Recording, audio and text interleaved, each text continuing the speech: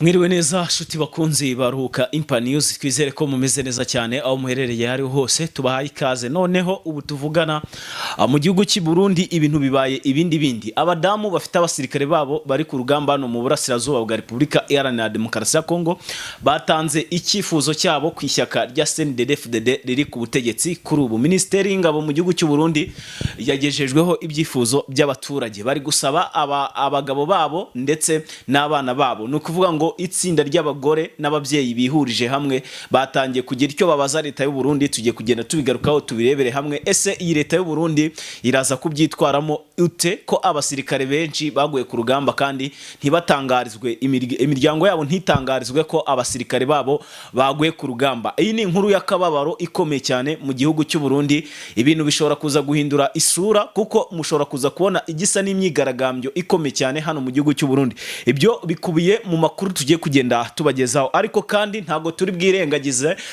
kuri wa muntu sinzi ukuntu bajya bavuga, hari ukuntu umuntu asanga ikintu ahantu kimereye neza yarangiza akagikubaganya, icyo kintu kikamumerera nabi cyane. Ibi nibyo byabaye kuri Felix Antoine Tshisekedi wapanze imipango, ariko imipango yiwe akayipanga nabi cyane yo kwemerera M23 ko bagomba kwihuza n'igisirikare cya leta FARDC. Ibi bintu yemeye akaba atagiye kubishyira mu bikorwa, akemera kurekura ingabo zisanga hafi 700,000 cyangwa se abafunzwe basanga hafi 700,000. Kuri ubu hasaso ku rutonde rw'abantu bagomba kurekurwa.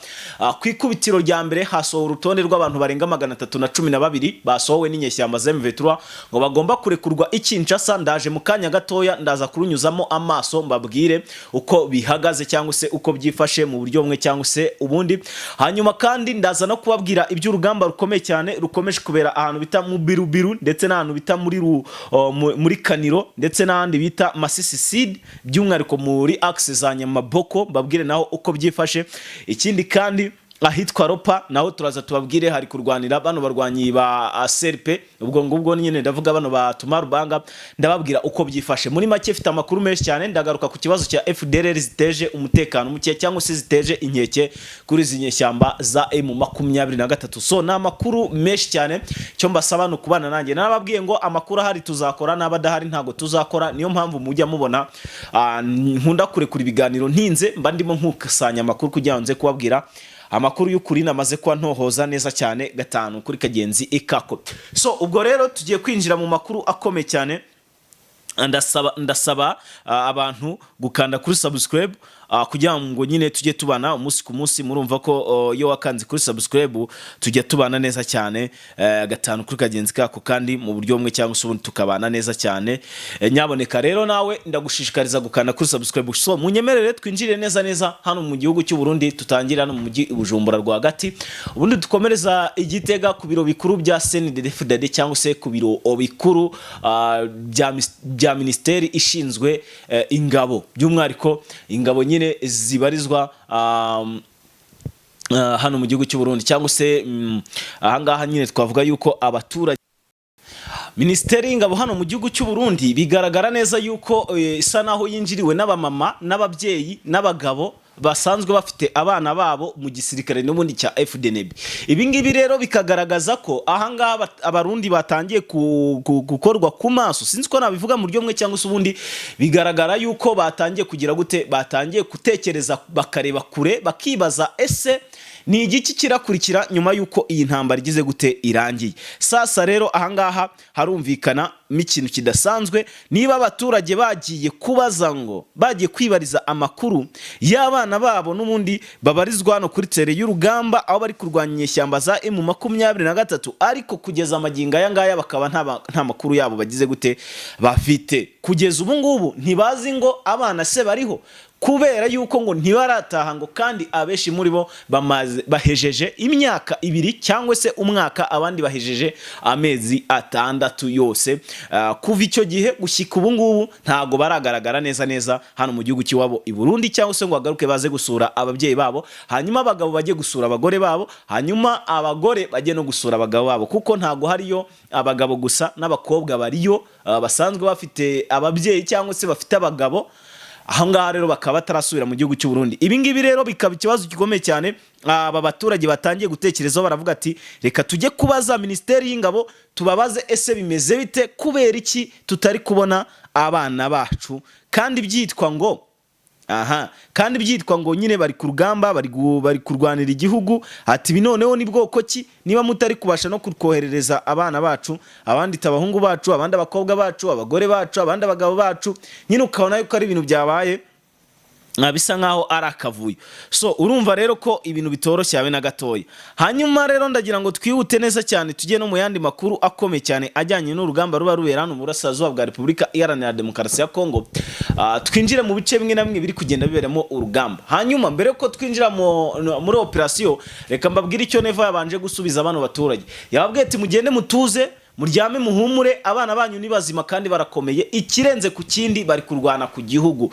Numva ngo yababwiye ko bose uko bakabaye nta musirikare n'uyu n'umwe bigeze bagira gute, bigeze batakaza. Ibi rero ngo bikitwa itsinzi ku ruhande rwa FDNB cyangwa se rw'igisirikare cy'u Burundi. Ngo rero baryame batuze, abandi ati turaryamute duhejeje imyaka n'imyaka tutarabona abana bacu, tutarabona abagabo bacu, tutarabona abagore bacu, biragenda bite? Ati mutubwira amakuru y'ukuntu bimugize gute byifashe. Hagataho ihuriro Alliance Fleuve Congo ndetse na leta Kinshasa bemeye nanone kandi gusubira mu biganiro, ariko kuri kondisiyo. AFC/M23 yatanze kondisiyo, ati turinjira mu biganiro murekuye ifungwa zacu, harimo na bamwe mu bayobozi bacu cyangwa se harimo na bamwe mu bafatanyabikorwa bacu mwafunze ifungwa 715 zose. Izi 15 nazimenye mu kanya, aba 15 biyongeyeho mu kanya. Ibi rero biragaragaza ko AFC/M23 nibaramuka batari kwizo fungwa batari bujye mu biganiro, ariko biteganyijwe ejo. Anga rero hari kuvugwa ibintu bibiri, ngo bashobora kuza kwihuza n'igisirikare cya leta FRDC. Nyaboneka iyi nkuru ndaje nyigaruke mu kanya gato, yareka mbanze mbihera operation z'urugamba uko rwagenze uyu munsi. Turi muri report ya Risasi na Magerwa na makuru ya nimugoroba. Usabwe gukurikira kugira ngo utaza gucikwa akantu na kamwe by'umwihariko ku bijyanye n'urugamba ruba rukugira gute, ruba rukugenda ruba hano mu burasirazuba bwa Repubulika Iharanira Demokarasi ya Kongo.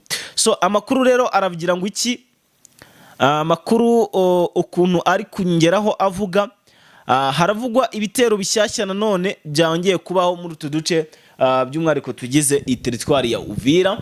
Inyeshyamba zaba 23 zongeye zigabwaho ibindi bitero, ibitero byagabwe ahitwa Kiriba biturutse ahantu bitaza Kawezi. Aha ngaha muri Kawezi haberemo ibitero nanone ku nshuro yaho ya kabiri bigabwa kuri AFC/M23, ariko ibi bitero byabayeho bikaba bisize n'ubundi nyeshyamba za AFC/M23 n'ubundi zigeze gute, ziri mu bice n'ubundi bari bigaruriye kuva masa mu gitondo. Ngo nababwiye ko Runingo, Kiriba, Kawezi, aka gace ka Kawezi ko ntikari kagafatwa neza 100%, ariko utundi twafashwe nubwo tukibarizwamo aduyi cyangwa se tukibarizwamo nyine abasirikare ba leta FRDC na FDLR ndetse na Wazalendo, bose nyine mbafata nk'aro ari aba leta kuko bose bahuriye ku kintu kimwe gusa cyo kurwanya M23. So anga rero bikagaragara neza cyane yuko uru rugamba rushobora kuba rugiye no gufata intera, kuko hari abandi basirikare baturutse mu ntara ya Tanganyika aho baje bafashe ubwato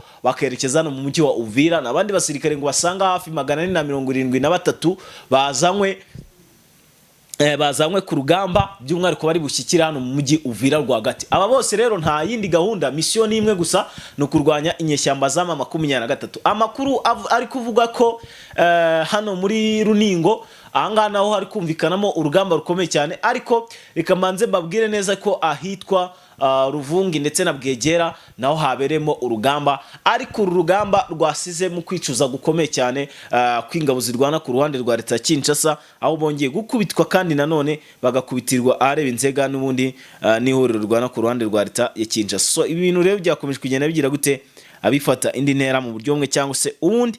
Nkaba nkomeje kugenda nkurikirana neza cyane akantu ku kandi by'umwihariko ku kijyanye n'uru rugamba, nkaza kubabwira nyine uko biza kuba bigize gute abyitwara mu buryo bumwe cyangwa se ubundi. Hanyuma amakuru aravuga ngo iki rero, amakuru ari kungeraho akomeye cyane. amakuru ari kungeraho akomeye aravuga ko kandi nanone izi nyeshyamba za AFCM Ventura n'ubundi zongeye gukora ahababaza ku rwego rwo hejuru cyane, inyeshyamba za Wazalendo ndetse na FDLR ahangaha mu bice bizamuka muri Kaziba werekeza muri Rurambo, by'umwariko hano mu bice byo imurenge, hano mu baturage mu bwoko bw'abanyamurenge. Ahangaha rero bivuga ko ari coalition nini cyane yazamutse yerekezayo mu masaha mu kanya gatoya ku isaha 11 z'umugoroba, berekezayo ngo bajye kurarayo, ngo hanyuma babone uko baza gukora operation zabo bagaba ibitero bikomeye cyane kuri Twirwaneho, ariko ntago bibakundiye kubera ko M23 yari iri hafi ahantu bita za Kaziba, isa nkaho yarazamutse iragenda igera hano za Rurambo. Bageze rero muri zira axe, mu gihe bazamukaga berekezo batarinjira muri Rurambo, bakiri hano muri Kaziba bahise bakubitwa ishuro n'izi nyeshyamba za M23, bamaze kubona yuko baguye muri ambushi ya AFCM Ventura, bahita basubira inyuma